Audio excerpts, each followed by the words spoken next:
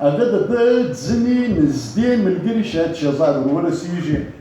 د راز شاعري په دې متنازع کړه چې د راز په شاعري کې ځینې متنازع شعرونه دي یا خو هغه خپله د راز په شاعري پوه نه شوله خلک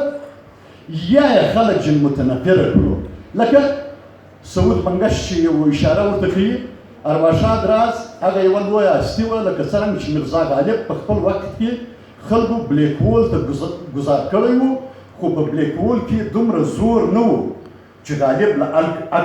الکه تیر کړي همداسې ارواښاد راز هم دی بس لږ صبر وکړه ارواښاد راز د پښتو ادب دماغ راز څېړنه غواړي څېړي دی لوستي خلک اکاډمیک خلک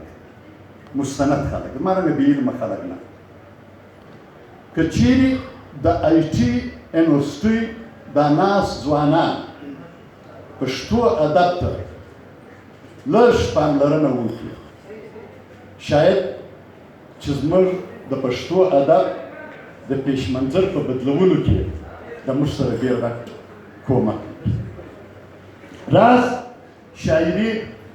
استعاراتي بڼه لري تشبیهاتي بڼه لري او سمبولیک بڼه لري حالانکه د پښتو په جدید شاعري کې زیاته شاعري د سمبولو د استعارو د تشبیهو څخه بې برخې بې برخې داسې ده چې د ادب ډګر موږ میراثي ډګر پامول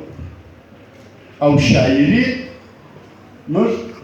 یو ذهني عیاشي پامول خو داسې نه که چیرې د راز محمد صاحب په شاعري کې یا د ده په ناولونو کې موږ ماډرنیزم او د پوسټ ماډرنیزم څرک وینو نو د ده په ناولونو کې د میجیکل ریالیزم څرکونه وینو راز محمد صاحب همیش دا کوشش کړی دی چې د خپلې شاعري په توسط سره د خپلو لوستونکو او د خپل قام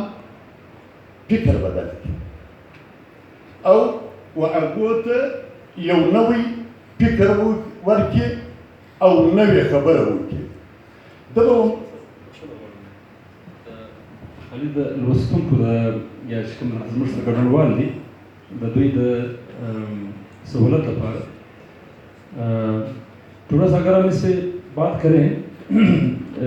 कि जो राज मोहम्मद साहब की शायरी भी जिस तरह से अभी तबसरा हुआ